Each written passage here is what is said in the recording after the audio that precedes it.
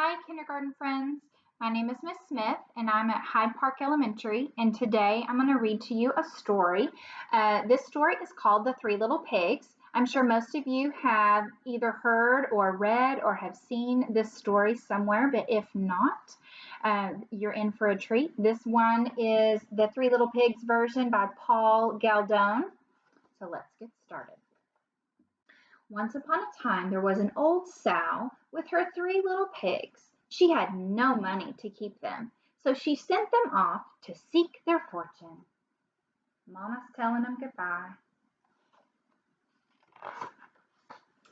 The first little pig met a man with a bundle of straw, and he said to him, "Please, sir, give me that straw so that I could build a house."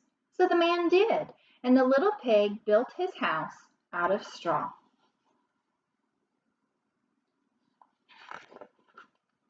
But along came a wolf. He knocked at the door and said, little pig, let me come in." "No, no," said the little pig, "not by the hair of my chinny chin chin." "Then I'll huff and I'll puff and I'll blow your house in," said the wolf. So the wolf huffed and he puffed and he blew the house in, and he ate up the first little pig. The second little pig met a man with a bundle of sticks and said, "Please, sir, give me those sticks to build a house."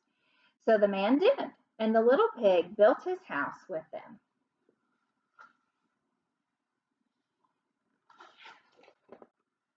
But then along came that wolf, and he said, little pig, let me come in." "No, no, not by the hair on my chinny chin chin." "Then I'll huff and I'll puff and I'll blow your house in," said the wolf.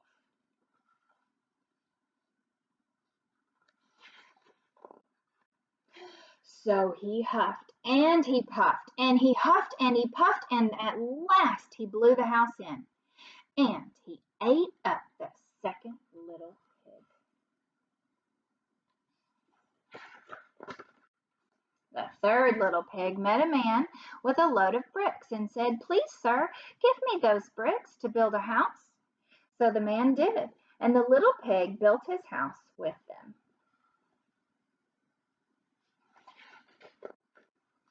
Soon the wolf came along, and he said, little pig, let me come in." "No, no, not by the hair on my chinny chin chin." "Then I'll huff and I'll puff and I'll blow your house in," said the wolf.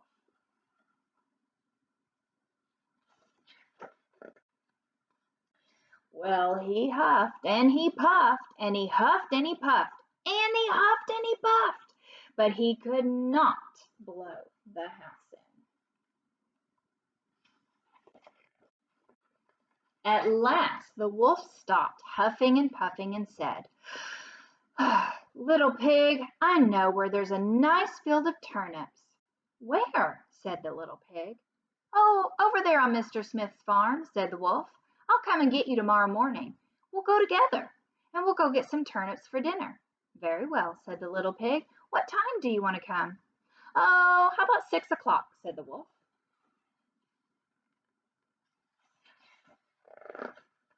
Well, that little pig got up at 5. He went to Mr. Smith's farm and got the turnips before the wolf even came to his house.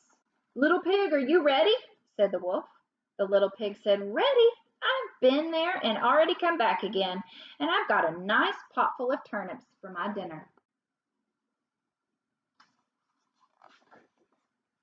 The wolf got very angry, but then he thought of another way to get the little pig, so he said, "Little pig, I know where there's a nice apple tree." "Where?" said the little pig. "Down at Mary Garden," replied the wolf. "I'll come for you, say 5 o'clock tomorrow morning, and we'll go get some apples."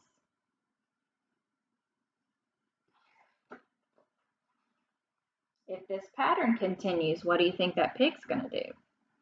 The little pig got up the next morning, but instead of going at 5, he went at 4, and he went off to get the apples, and he wanted to get back home before the wolf came. But it was a long way to the garden, and then he had to climb the tree.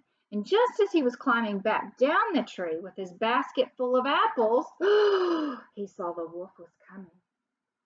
"Little pig," the wolf said, "you got here before me. Are the apples nice?" How is Pig gonna get out of that? "Yes, very nice," said the little pig. "I'll throw one down to you." And he threw the apple as far as he could throw. While the wolf ran to pick it up, the little pig jumped down and ran home. The next day the wolf came in again and said to the little pig, "Little pig, there's a fair this afternoon. Would you like to go?" "Oh, yes," said the little pig. "When would you come and get me?" "How about 3 o'clock?" said the wolf.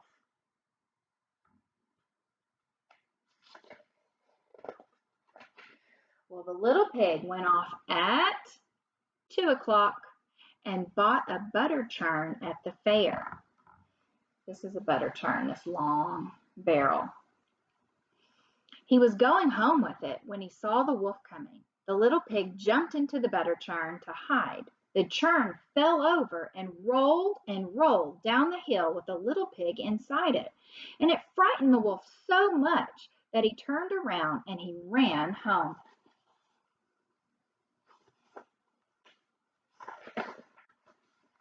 Later, the wolf went to the little pig's house and told him what had happened. "This great big round thing came rolling down the hill right at me," the wolf said. "Ha ha ha ha ha! I frightened you," said the little pig.